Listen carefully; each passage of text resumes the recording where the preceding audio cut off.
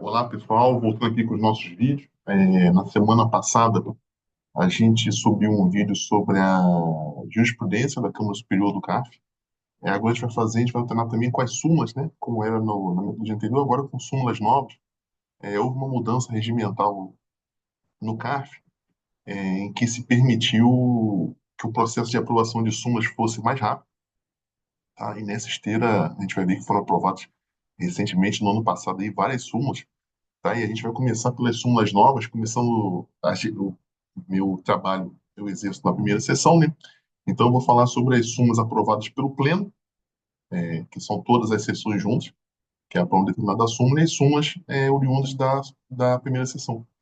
Tá? Então, hoje, qualquer turma pode propor uma súmula, a Câmara Superior também ficou mais facilitado para que os entendimentos pacificados sejam simulados e se tornem obrigatórios à administração tributária federal. Então, começando aí da leva de súmulas novas aprovadas recentemente, deixa eu compartilhar a tela com vocês aqui.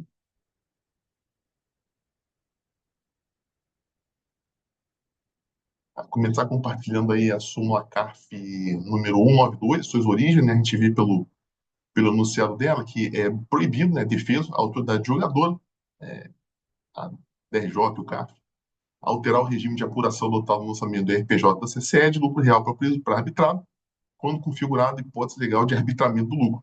É uma súmula de 20 de junho de 2024, uma súmula novinha, né? Então, vamos passar aqui os conceitos necessários para a gente entender por que essa súmula foi aprovada. Então, a gente tem aqui só um instante. Deixa eu aumentar essa apresentação aqui. Tá. Então, deve-se levar em conta, né, quando vai se apurar o imposto, ou lançamento por homologação, o método de tributação, né, que está ali, é um elemento fundamental do lançamento, relacionando-se à valoração jurídica dos fatos e definição da matéria tributável.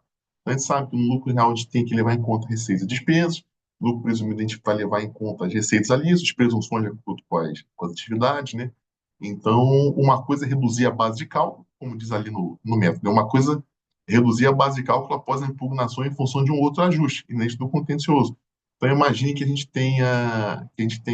fiscalização usou determinada despesa e chegue-se em sede de julgamento e dentro do mesmo regime de apuração, a autoridade julgadora de primeira ou segunda instância reconheça que o contribuinte faz jus a mais despesas, né? Aquela despesa que foi recusada, que a fiscalização recusou, a autoridade julgadora restabelece.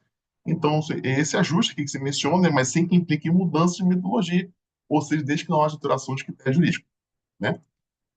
As razões da súmula aqui, eu fiz um compilado aqui dos acordos que dão sustentação à súmula. Então, tá aí, o arbitramento é uma obrigação, quando verificado os hipóteses do artigo 47 da Lei 981, nos dizeres aí do artigo 142 do CTN, a fiscalização é vinculada à aplicação da lei, então também se vincula à Lei 981 de 95. Tá? A autoridade fiscal, ao incorrer indevidamente na legislação, deixa de realizar o arbitramento por ser mandatório, incorre um vício material, então já ficando passível de que não pode ser sanado no curso do processo, então torna o auto de infração nulo, né? Os artigos 145, inciso 3 e 149 do CTN versam de forma taxativa sobre as hipóteses que o lançamento pode ser revisto, não estando inteirados o cometimento de erro na aplicação da legislação, né?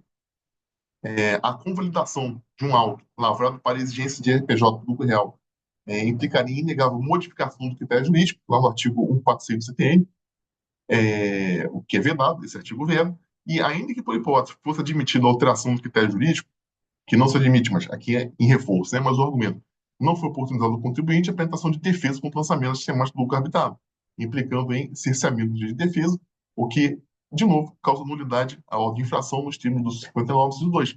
Pelo que eu comentei, os métodos de você chegar ao lucro arbitrário e ao lucro real são diferentes, né? São métodos diversos.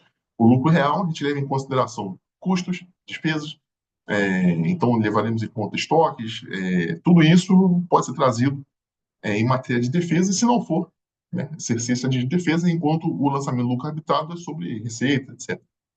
Vindo na prática, né, uma das súmulas aí que deu ensejo, um dos paradigmas que deu ensejo à súmula, a gente tem aí, ó, adoção de lucro real, hipótese de arbitramento, impossibilidade de reajustamento da base de cálculo. Então, a adoção do regime de tributação pelo lucro real, hipótese na qual a lei determina o arbitramento do lucro, constitui vício material que impede o salvamento, né? Ele colocou aqui, até entre aspas aqui, o lançamento, ainda que por meio de reajustamento da base de cálculo, porque faltou a oportunidade de defesa. Não reparo, portanto, que a decisão recorrida corretamente cancelou o lançamento diante de erro de direito. Foi demarcado também. Quanto ao método de tributação adotado na origem, a gente viu que, quanto a erro de direito, não há previsão taxativa de que a autuação seja revista, causando aqui no cancelamento do auto de infração. Então, fechando aqui o nosso compartilhamento. Então, foi isso, mais uma súmula analisada. Vamos começar das súmulas mais recentes. Às vezes pode faltar um entendimento completo do que elas querem dizer. A gente vai tentar esclarecer aqui na medida do possível. Até a próxima, pessoal.